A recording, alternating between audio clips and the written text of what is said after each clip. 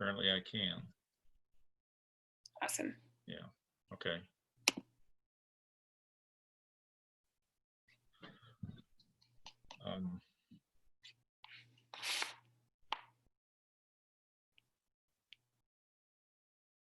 Are we live? Yes.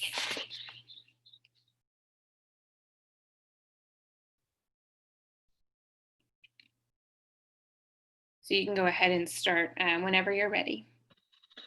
Okay.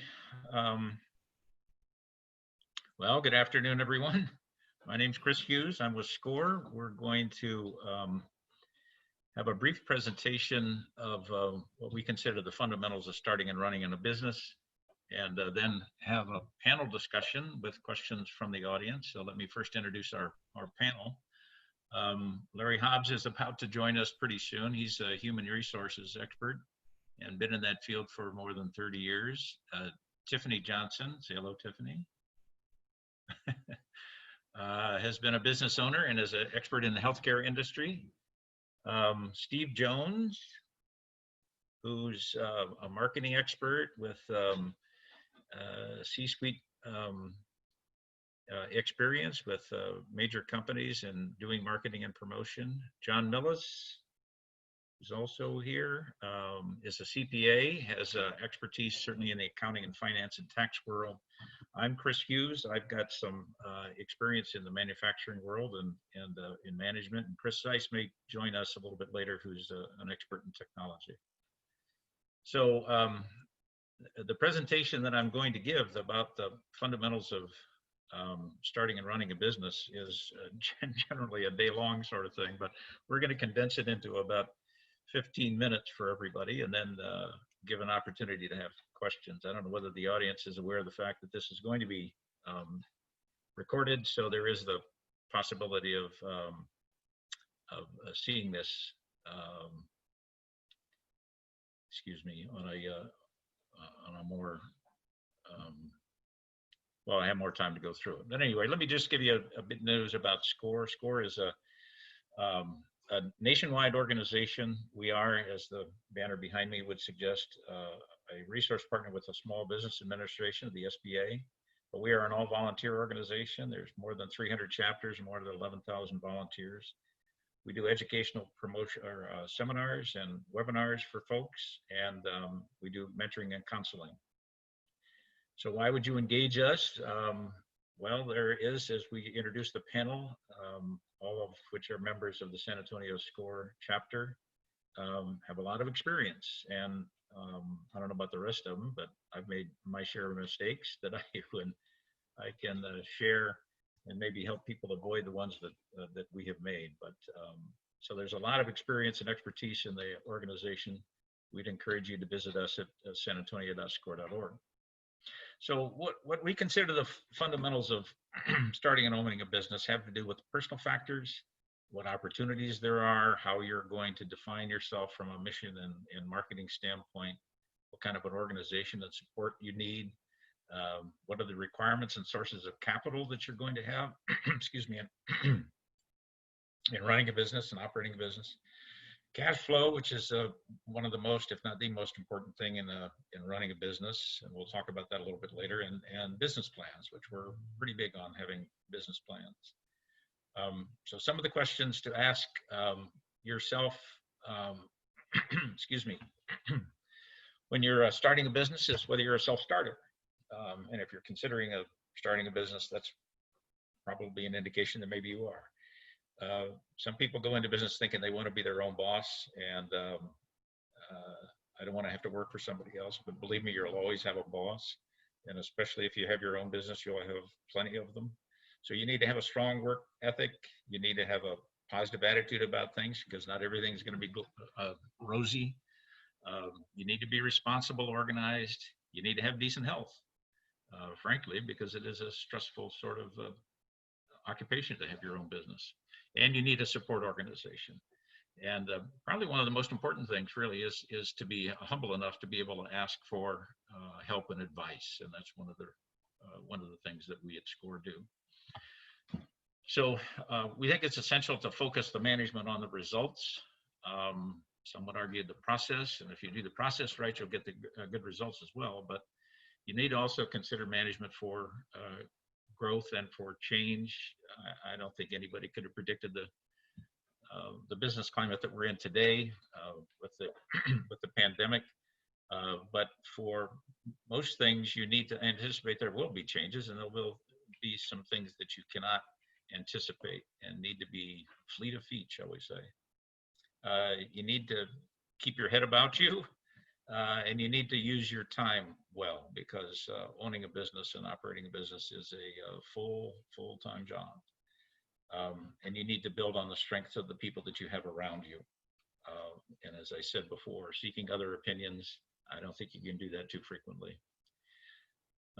So you need to have a thoughtful business plan. We'll talk about that in just a few minutes. You need to have the adequate sources of equity, in other words, cash, working capital because of unforeseen things, expertise or experience in the ability in the field that you're seeking. We get some people who want to start a business in a field that they have no experience in, and the likelihood of success is probably less than they'd like to have it. You need to be a risk taker, that's for sure. If you're in business, you will be. Work hard and hiring the right staff, which is why I'm hoping that Larry Hobbs will join us a little bit later to talk about the timing of that. So there's three ways to really get into business. You can start your own, you can buy one, and you can franchise. These are the success factors that traditionally have been shown to be of the particular way in which you're starting a business. Interestingly, there's a sort of a negative, shall we say, non-success rate with people. Almost 90% of people who don't start out with a business plan tend to fail at the business. And so that's why we press that hard as being a significant part of getting into a business. There's one of the early things to do is choose a legal structure. You can be a sole proprietor if you've got a social security number, essentially. There are partnerships, what's called a limited liability company, corporation, which can be taxed as a C corporation, which is taxed at both the corporate level and the distribution of earnings to the shareholders, and an S corporation, which is taxed only as a shareholder level. John is an expert in that area, and if we need, we can call on him to expound on that a bit. We suggest you go to the Secretary of State website, which is at texas.gov, and then to the Secretary of State, and there's a lot of information about forming a business in the state of Texas there that's helpful. And also to file a name if you've got a name in mind that you want to make sure is yours, to file it through the Bexar County, bear.org, for a DBA or a doing business as, and make sure that the name isn't being used by someone else. So the first part really is the mission of the company and the marketing of what you're going to be doing. And it's sort of essential to have something that's different. Why would customers buy from you, no matter what you're selling, whether it's a service or a product? And defining the things that the customers and clients are most interested in, quality and the selection and the portfolio of product that you have, and the kind of innovation that you have and the product or service that you're providing. So, and Steve can speak to this a little bit later. We really think it's essential for you to do a lot of research on the market, the size, the trends, and the competition, predominantly in the competition. And there's a lot that can be done from a national standpoint and bring statistics to bear on the particular market or industry that you're going in. But frankly, the more local you have in terms of the research, probably the better it is going to dictate what your success is going to be. So you need to analyze what the customer's wants, needs, and beliefs are, trying to separate your own, even though that's your business, but what you're selling to people is what you want to find out what their needs and wants are. And as we talk about market and market research, also how they get the information. There's a whole variety of ways in which people now find out about companies and products and people. So and we can deal with that in a second. So we also think it's advisable to build a team of advisors. That's a banker. If you already do a business with a bank, it's not a bad idea to just talk to the people at the bank about what some of your ideas are. They can lead you with some significant advice in terms of paths to go down. In today's world, almost everybody needs a lawyer and an accountant. Insurance is a significant part of owning a business and operating a business now. And we recommend having a score or a mentor at any rate to help you and advise you and give you objective viewpoints. So what's the number one reason that small businesses fail, and this data comes out of the SBA and the Small Business Administration, is they just simply run out of cash and don't plan adequately for events that occur that are really outside of their control. So what are the sources of cash? Are the money that you put into the business. Some people might want to invest in the idea and the business that you have as well. So there's outside equity, there's loans or debt, and there's also cash that comes from the operating income of the business. You're going to spend that on whatever startup expenses are associated with getting into the business, what your monthly expenses are, whether it's rent, utilities, or payroll or whatever. If you deal in an inventory, the replenishment of that inventory is going to take cash. The interest you pay on loans and the principal to reduce the loan is also part of the cash requirement. And if you're going, there may be additional uses of cash that you need for buying things, buying capital items. So we advise to be very, very, very frugal in the conservation of cash at the beginning, certainly, of the business. Contributing your personal items, working from home, using your garage.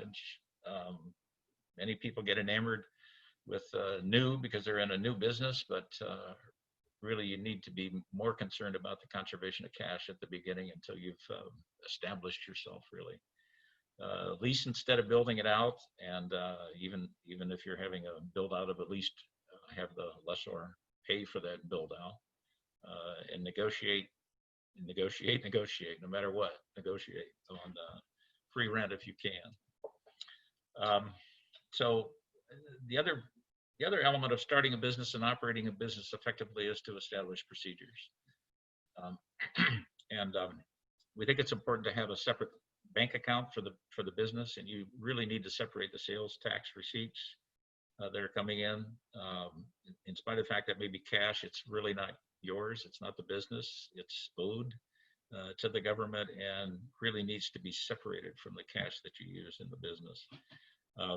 The reconciliation of your accounts needs to be done on a regular basis, and we strongly encourage the owner to be personally involved in what goes on as far as cash is concerned, because well, for obvious reasons, I guess. And create an information system, and it doesn't matter what kind it is. It could be a journal that you hand write in, but keeping information on how the company is doing on a regular and routine basis. So if you do have to borrow money in order to start or expand the business, what we find that lenders want to see is a business plan. And we think it's best to be reviewed by a mentor or somebody outside. They want to know where the proceeds are, how they're going to be used, and how they're going to get their money back, frankly. Most financial institutions are going to want to have a 1 to 3 year cash flow by month to show, and many will see a most optimistic future plan, and we would highly recommend that you give sort of, if not 2, maybe 3, the optimistic, the pessimistic, and what you believe to be the most likely side of it. So you can see what happens as far as cash flow in times when the revenue isn't quite what you would want it to be. The balance sheet, which shows your assets and your liabilities, and the income statement. They'll want to see that, and your personal financial statements. Oftentimes, the credit score will have a big bearing on starting a business. So they want to see that, what your credit score is, and the owner tax statements. So there is a variety of ways to get loans. The SBA, contrary to what people might think, they don't have the money to make the loans. What they do is underwrite or guarantee portions of the loan that's done by traditional banks. But they do have criteria that allows the banks to make what they might consider riskier loans, and the longer term financing is available. So we would encourage you to look into SBA.gov to understand what all the programs are under which you might qualify in order to get loans through a traditional bank. There are also what's called community development lenders or micro lenders who deal in startups where maybe some of the major banks will not. They also are more lenient in terms of credit scores. They can accept less in terms of equity to start a business, or even develop a revolving credit line where you tap into it only as you need it. And there are some programs for minorities and women and veterans and Hobbs zone, loans. So they're going to look for job creation as well, and they may require other sources of income. There's two of them that are pretty big in the San Antonio area, and that's Lift Fund and People Fund. And so they should be ones that you would want to look at if the traditional means of borrowing from a national or a larger bank isn't possible. So then we get to the business plan. Putting all of this stuff together in a business plan, we think, is essential. It kind of forces you to look at the business as an entity and separate as much as you can the emotion from what you've got involved in the business to an objective view. You really need to step back from it a bit and and develop your idea and communicate that in words that are succinct and understandable. And the value we think that lies in a business plan is just the process of doing the researching and the thinking through of the things to start a business. So what is it?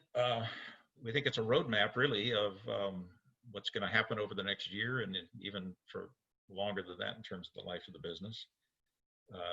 To give your vision of what you see, what defines the business, as we spoke about earlier, what differentiates your business from anybody else that's in competition with you. Sort of gives the direction of what you're intending to do, and certainly the financial aspect of the business. And it should be used really as a management tool. It should be a living document. It tells your staff, your suppliers about the company operation and the goals of the company. And it should be revised. Many will have a nice little business plan that they bind in a little binder and put it on the shelf and never look at it again. We don't advocate that. We think it ought to be a living document in which you are, here's what we said we were going to do, how are we doing against it, and what modifications need to be made, because it is a living document. It does take time to do it, to start, but it can be very helpful in avoiding costly mistakes down the road. So there's a variety of different sources of information and assistance in San Antonio for folks, not just us, the Small Business Administration as well. We talked about the Texas.gov website, and the City of San Antonio also, the Economic Development Department in San Antonio has a lot of helpful information. If you're having to concern yourself with licensing and permitting, there's experts at the Economic Development Department that can help with that. We have other organizations like the Small Business Development Center that's with UTSA that helps in doing similar work to us. There's the San Antonio Public Library, which is a great source for doing research and information. Launch SA is in the main library, and we actually do our mentoring when it's open there as well. So we're partnered up sort of with Launch SA. And there's an organization also called Startup San Antonio, and they can be seen at startupsanantonio.com. So that was probably too quick, but there's a limit to how much we can cover in detail, I guess, in an hour. So if there are questions for the panel, I don't know whether we have questions for the panel or not at the moment,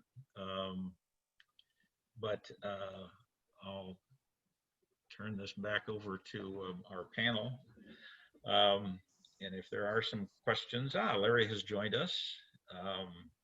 Larry, it's good to see you. Larry Hobbs, who has the human resource expertise. So if there. So Chris, there was a question in the chat that I noticed for marketing for looking for new customers. If you want me to take that, I can. Otherwise, if you wanted to go through a process, that's fine too.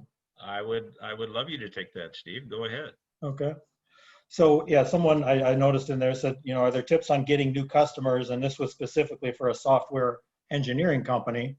And let me take a step back and just kind of talk about marketing in general, and then I'll address that. But there is no cookie cutter plan for every company. They're all different. And again, just as they asked engineering company, it is specific to their industry, the product and service they sell, their customers, where their customers reside, and so forth. But there are some basic things that every startup and new business, can do from a marketing standpoint.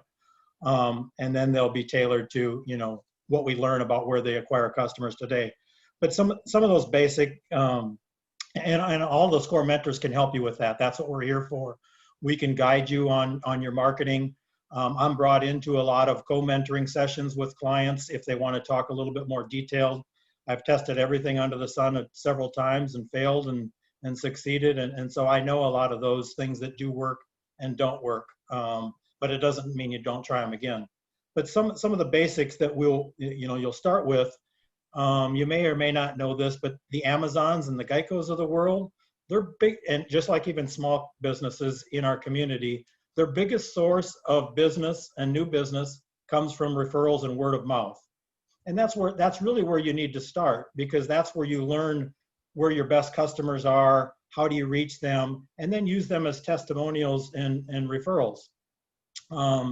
So no matter how good and big you are, you'll learn to measure things that you pay advertising for, but really you want to start organically, grassroots and start building some business and getting some referrals and word of mouth. And the way to do that really is, once you've got a DBA, you're doing business as, you want to set up a free Google My Business account, because that's how you're going to pop up when you search for a business on Google, if you're looking for something near you for a product or service.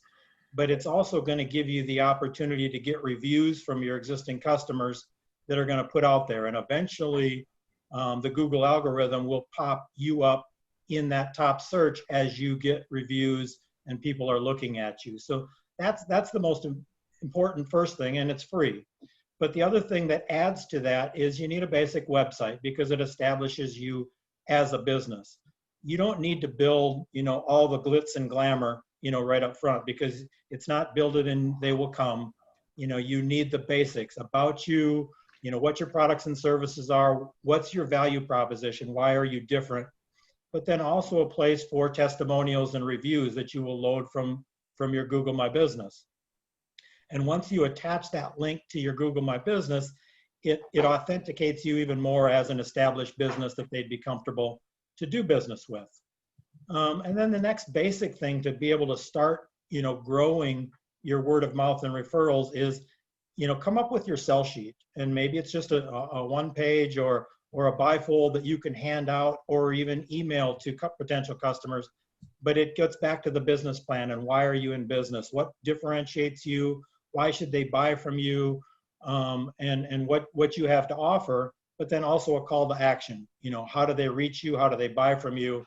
And those are your three things that no matter what business and industry you're going to start with. And then, it's a matter of understanding your customers. If you've already got customers, where did you acquire them? And how can you leverage that to learn how to acquire more customers? And I recommend, developing that system, your database, and how you can reach your customers. You can garner them through social media if that's where they reside, and which ones are going to be based on their demographics and so forth that fit your business.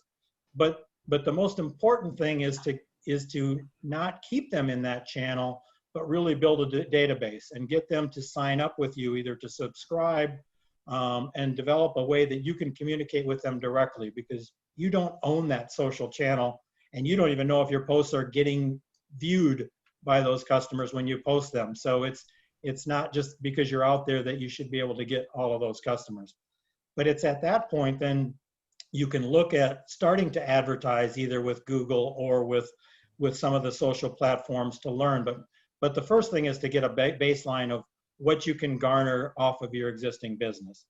And so, you know, I kind of went long-winded there, but to talk to software engineering in specific, what I would do with you and what our mentors would do with you is, let's understand who your current customers are. How did you acquire them? And why is it that they go to you? And learn how can you leverage that, not necessarily even just as a referral, but how can you replicate that in marketing? You know, where do they reside? What platforms and organizations do they belong to or follow? And then you can learn how to market to them, whether it's email, social, or any other direct methods. So, you know, there's no specific silver bullet for your question, but really I would suggest you get a mentor with us, and we'll talk about your business today, how you've acquired them, and to me it's test. It's not like, great, let's just do this. It worked for somebody else. You know, your cash is important, and you want to learn what your acquisition cost should be, and test it. And then if it works, you do it bigger and bigger and bigger. And that's always what I will continue to preach is test and learn and grow your database of customers. So hopefully that kind of gave you some feedback, but it really comes back to reach out to us, and we'd love to help you. Okay, thanks, Steve. That's great advice. Somebody also mentioned something about setting up a website, and Chris Zeiss is with us and a technical expert. Chris, do you have any comments on how you'd go about initiating or setting up a website? Sure, Chris. Can you hear me okay? Everybody hear me okay? Make sure. Okay.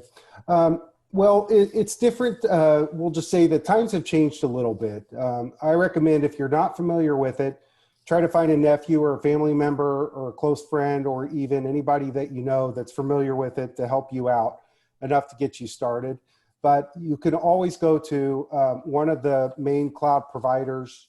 There's a number of them, the popular ones most people go to, and they have widgets that will help you build a website from scratch without having to know the technology. The difference is, what I would suggest is what you're going to use that website for. If, like what Steve mentioned earlier, that's your elevator speech, if you're just trying to get information on the table about what your company does, that's pretty straightforward. You can build a resilient, we call reactive website that fits with different devices. So whether it's a phone or an iPad or a computer, that walks you through that, automatically adjusts for size. But if you're trying to do something a little bit more complicated, like develop an application, or something that takes funding, that takes credit cards, or takes other kinds of, we'll call privacy or personal information, then you want to be a little bit more guarded, and you want to expand your resources to possibly pay for help for that, because the regulations and the qualifications change, and you can get yourself in trouble there. But the simplest way is to just go to your preferred vendor that you use, like we mentioned Wix, GoDaddy, Google, even Azure. All of the main, we'll call sub-partners, have a widget that will help you build a web application or a web presence pretty simply with the content that you already have. And that's the first and easiest start. If you're getting into sales, into marketing events, then you're going to have to, again, reach out, and we have a list of those. Come to see us. We can help you try to expand that out and improve your marketing capability through other venues. That's great. There's another one that's a question that came in. My software product is ready for sale. Best practices in software development. How to find business partners. That might be for Steve there. I'll let Steve jump on that one. Yeah, no, I can talk to it, and anybody else chime in, because again, we're all kind of schooled in how to prospect. But I'll go back to, having a conversation with you, one-on-one or with several of us at the same time, what we would ask you is, let's talk about who uses your product, who's going to use your product. Now, how would we build that prospect database? There's a lot of ways to find out how to reach those decision makers in those companies based on who your product and the decision maker is going to be. And once we narrow that down to either an SIC code or specific companies that we'd want to entertain, we would look at how would we grab the decision makers in those, and can we reach them via a conference, a seminar that's coming up, grabbing email lists from them to kind of create some brand awareness. And there we get into other, very cheap, inexpensive software packages, which you may already have, but the MailChimps of the world, you can start prospecting and creating awareness for your product once you build an email database. But then it's reaching out and getting your foot in the door, either on a face-to-face virtual conversation in today's environment, or finding out what organizations they belong to and attending seminars and figuring out how to get in front of them. And then it's really getting that first and second customer to come on board with you, and then use that as a testimonial and word of mouth. But that's how we would start with you originally, is let's find out who you think your ideal customers are, and then let's start to build that prospect database on how to reach, what's the best way to reach them in which channels. Okay, Steve, that's great. John, I know that I talk to a lot of people who get very confused when we start talking about the alternative legal structures because of the tax implications. You want to jump in and handle something about what the tax implications are of the legal structure alternatives? Chris, would it be feasible to go back and put that slide 10 from our presentation back up again? You bet. Hold on 1 second. I'll do that. That's a problematic. I can talk from it. I've got a copy here, but no, that's fine. We can do that. This one? yes, thank you. Okay. All right. So basically, you're seeing 4 different types of structures on there: the sole proprietor, the partnership, the LLC, and the corporation. And there is some overlap here, but I'm going to kind of walk through them and describe how the basic taxation is done for each of those. The sole proprietor means you are the only owner of the business. And if that's what you're doing and you have not formed an LLC or otherwise gotten some legal liability protection, then you are by default a sole proprietor. And you're going to, the way your taxes are going to be done is you're going to file what's called a Schedule C, which attaches to your personal income tax return at the end of the year. It's going to have all your revenues and expenses on there, and it's going to come down to a net income, either an income or a loss, because it's feasible that your expenses could exceed your revenues, and particularly in the early years of some businesses. And if it is an income number, it's not only going to require you to pay income taxes on it, depending on what your other incomes are. It just folds right into your tax return total taxable income. So, in fact, whether it's a gain or a loss, it does the same thing. So if you're married and maybe your spouse has a W-2 or you have a W-2 and you're doing this on the side, your taxable income could be increased or decreased by that Schedule C. In addition, if it's an income number, because you are running the business and you're actively involved in making this thing go, you're subject to self-employment taxes on that income. All right, so that's 2 considerations to give for a sole proprietor and how it works. On the other hand, if there are more than one member or one owner of this company, then you are by default a partnership, absent doing anything else. You can't be a sole proprietor and have somebody else owning the business with you. So 2 or more people creates a partnership. And a partnership by default files what's called a Form 1065. It's a U.S. partnership income tax return. And it's a separate filing. And once again, you generate the income or loss. And then what happens is out of that 1065 form, there's Schedule K1s created for each of the partners in the entity. Could be 2 partners, could be 100 partners, but each owner will get a share of the income from that business reported to them on a K1. And then the K1 in turn gets reported on your personal income tax return, and you would pay the taxes on that income, or perhaps it's a loss and it would reduce your taxable income on your personal return. And then if you are actively involved in the business, like you're working and managing it, or you're there every day, you might have to pay self-employment taxes on that money as well, on that income. If all you're doing is investing in the business, you're probably not going to pay self-employment taxes, but you would have income taxes related to it.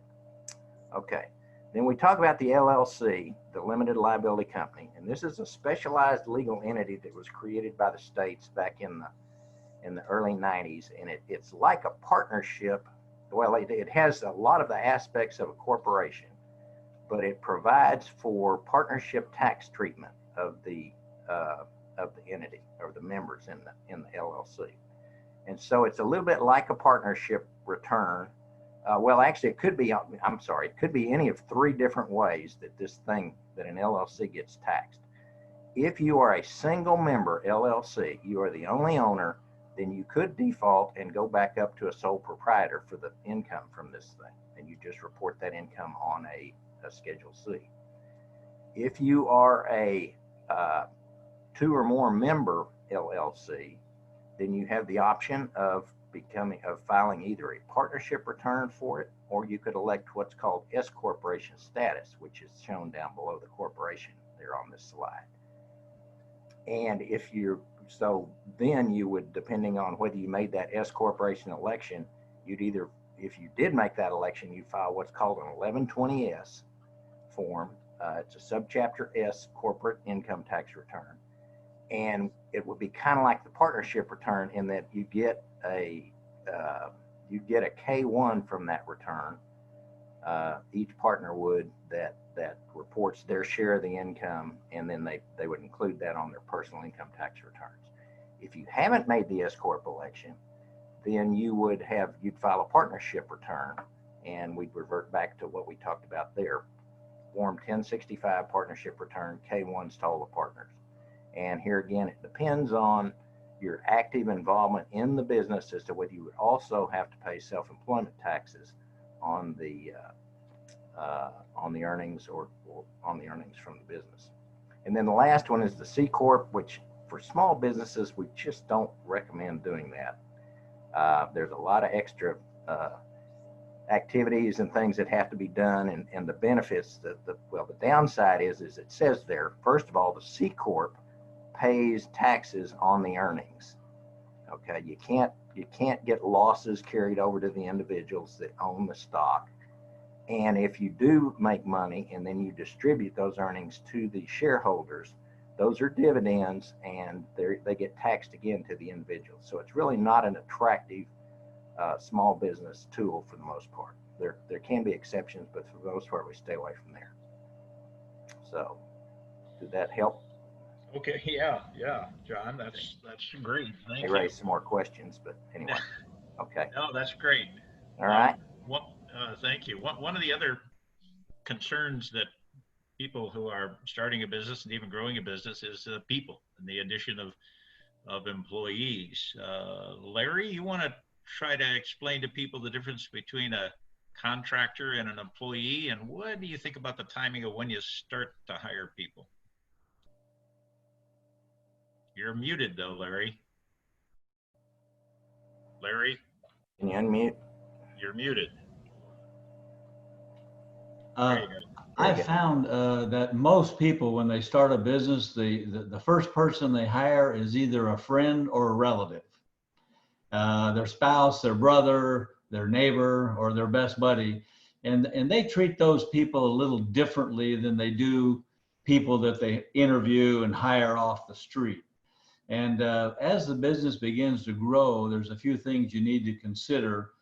One is the Department of Labor regulations, which are federal, and then there are some state There's a law called the Texas Payday Act, but mostly it's a federal regulations. And the most important thing to remember is that once you hire a person as an employee, you have to keep very accurate records of the hours worked, the overtime, the pay, the income tax taken out, because you take it out of their check and then you have to send it into the federal government. And in some states, the state government, you withhold Social Security and Medicare, and then you match it. So, and that's about 15.5% that the employee and the employer is going to pay into Social Security and Medicare. So there are some considerations when you start hiring people, and you can either do the payroll yourself or you can hire a service provider, CPA, a bookkeeper, or a payroll company. Will take care of that for you and submit all the forms, but that is a cost to you to do that. Now, back to the second question you asked, Chris, the difference in a W-2 employee and a 1099 independent contractor. There are some very particular rules about who must be an employee and who is allowed to be a contractor, independent contractor, or a subcontractor. Everyone would like to have no employees. They would like to have every worker in their business a contractor, because then they don't have to do taxes. They don't have to do Social Security, Medicare. They don't provide benefits. They don't have to provide workers' compensation insurance, and on and on and on. So the independent contractor is a lot simpler to deal with, but the IRS, the Texas Workforce Commission, and the Department of Labor, they're very, very concerned about that difference. And I'll tell you why. It's all about the money. It's about the taxes, because the IRS wants you to withhold the tax, pay the Social Security, pay the Medicare, match the Social Security, match the Medicare. They want you to provide workers' compensation insurance. The state of Texas wants you to pay the unemployment tax on that employee. And the state and the federal also want you to provide benefits for your employees. Otherwise, it falls onto the public welfare rolls. So the way you determine who's an employee and who's an independent contractor, if you control their time, you provide the facility, you provide the tools, and you provide the raw material for that worker, they're probably going to be a W-2 income taxable regular employee. An independent contractor, you don't tell them their schedule, you don't give them their tools, you don't give them the material, and they can come and go as they please. And I always use an example. You muted again, Larry. Thank you. My finger must have touched the keyboard. When you hire a plumber to come to your house, they come on their schedule, they bring their own tools, and they bring their own material, and you don't tell them how to do the job. If you knew how to do the job, you'd probably do it yourself.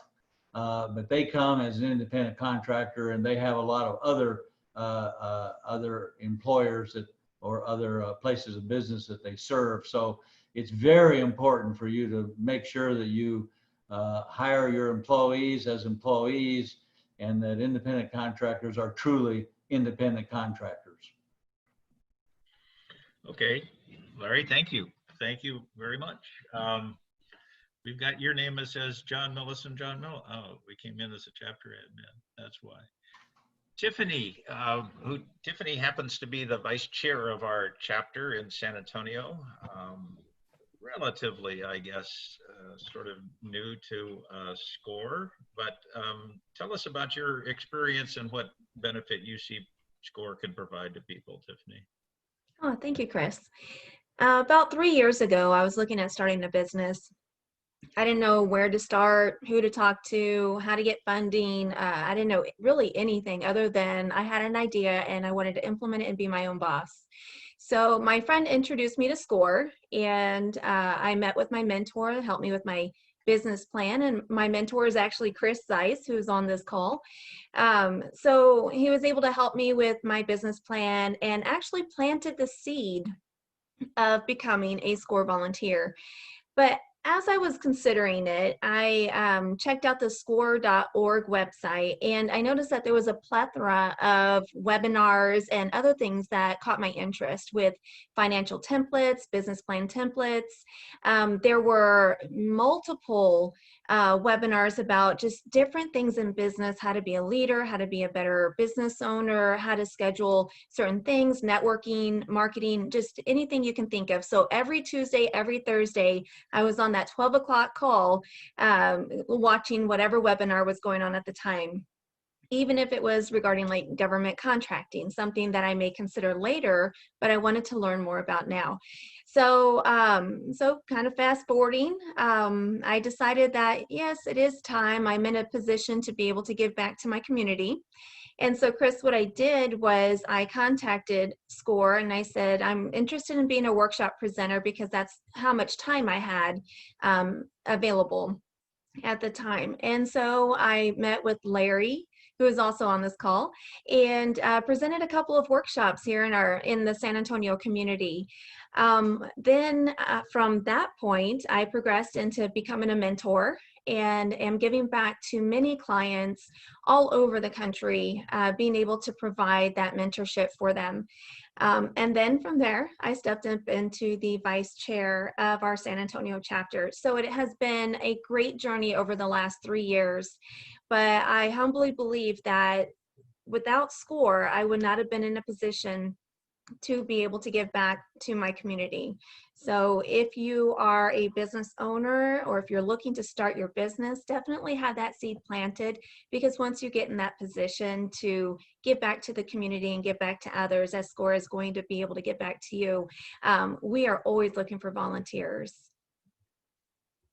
Okay, thanks, Tiffany. And we are very happy to have you. As a matter of fact, I think you're doing a workshop tomorrow, aren't you? I am. What is the topic? On effective communication. Okay. It's about connecting to others. Good. Okay. I'm not seeing our SASW team. Do we have any other questions that have come in from the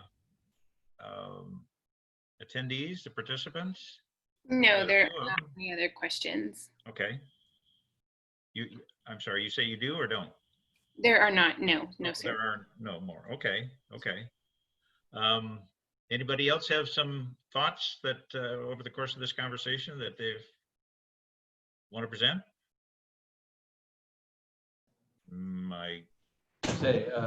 This is Larry. I would mention that we offer several workshops a month.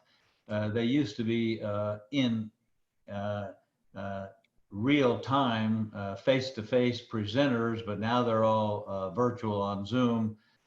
Some of the workshops are free. Some of them cost $10, but be sure and get on the SCORE mailing list.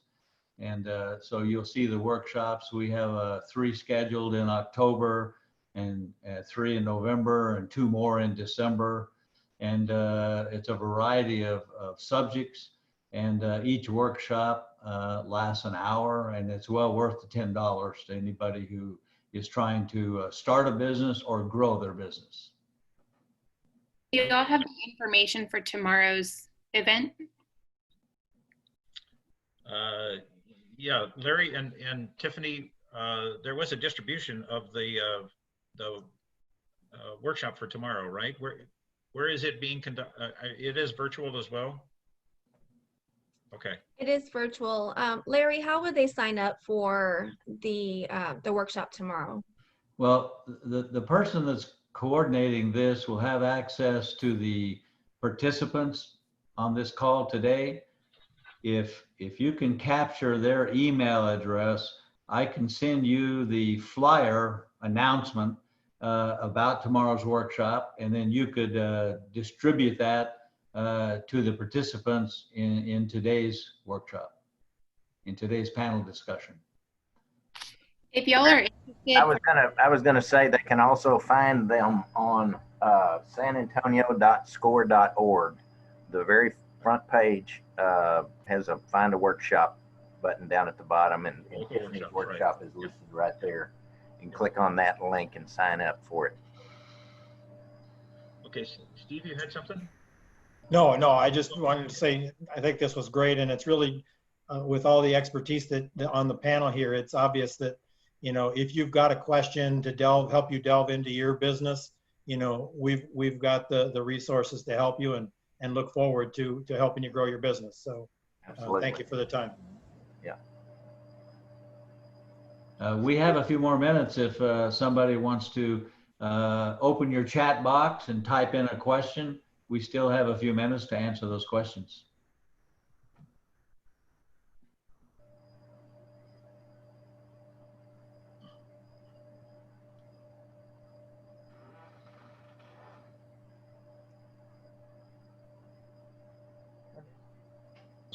someone commented that the workshop tomorrow does not seem to be on the website. Does anyone have, in the panel right now, have a link to be able to register? Yeah, let me. I'm seeing it on the website. Do you mind copying that link and dropping it in the chat for those who are interested?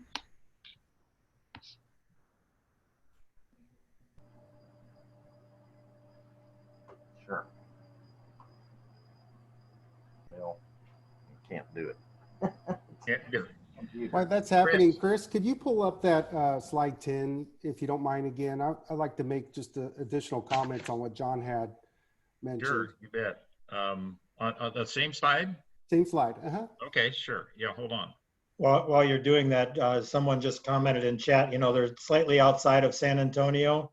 Can you still have access to the resources? And yeah, absolutely. We mentor virtually via Zoom or a phone call. So, you know, reach out to us, and we'd love to help you no matter, you know, where you're at in the country for that matter. We're one score. So thank you for that. Okay, yeah, Chris. So yeah, I mentioned what John had to say. So obviously in every different entity type that you would schedule, or the legal entity, you have different types of tax implication. So that you're looking at that, considering that, well, really, when it comes to creating and starting a business, that's a consideration that you take on, but it's not really the driver. So part of that strategy, and what I wanted to mention is, like, if you're working out of your backyard, or you're making little trinkets or crafts, you might use a sole proprietorship because of the fact that you really don't have any liabilities. There's not a chance that you're making enough product to require any special consideration on whether you would be sued or not. And when you move past sole proprietorship and you get into either a limited liability company or a limited liability partnership or just a partnership, then you start considering, why would I do that? Well, that's to protect your assets. So the strategy, again, that's the word I'm trying to focus on. A strategy is that you're protecting your personal assets from the company itself. But often you'll find that in a limited liability company, you go to apply for any kind of loan. If it's not your collateral or your funds that are being put into it, then you're going to end up providing that asset as collateral in order to get the business started. Immediately, that becomes part of the liability that's in there. So you might have, like, say, for example, a home that you've paid down, and you might have 50% left on the value of the loan, and they want to use the bank might want to use the other 50% as a lien or as collateral for the loan to start your business. Then you offer that. Now that asset is no longer protected. It is part of the paying back that loan. So you have to consider that. And banks will try to find out, or they'll try to get you to provide whatever assets that you have that are real assets and have value as part of paying back the loan. That's just a part of the bank risk management that they go through. And then the last strategy is the corporation side. Usually, again, it's small business, it's a sub S corporation.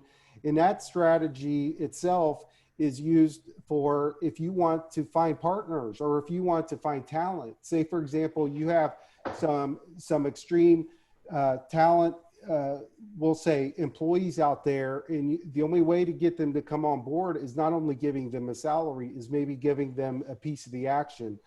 That piece of the action, or giving part ownership or some kind of share ownership in your company to your employees, is a big retaining capability and is also a great loyalty capability because they have a stake in it now as well. So just consider that as when you look at this, don't look at just the legal aspects of the structure, just also consider your strategy of what you're going to have to need in the future. Good point. Yeah, that's excellent points, Chris. Thank you for that. So I was Jessica? able to plug in the link to all of the attendees today, as well as on the panel. And also, if you go to sanantonio.score.org, it is listed there under the local events that are coming up. But you'll see on that whether you can register. And it is an online event. It starts tomorrow at 10 a.m. And we would love to see you there. Okay, that's great. Thanks, Tiffany. Jessica, I think that about wraps up, huh? Yes, sir. Thank you so much to all of our panelists and for the information. I'll be sure to share that onto our Facebook page as well as the FUBA platform, just so that it touches all the bases that we're pushing it out to. Okay. Thanks Alrighty. to everybody who joined us. But thanks to the panel. Thank you. Thank Bye-bye. you.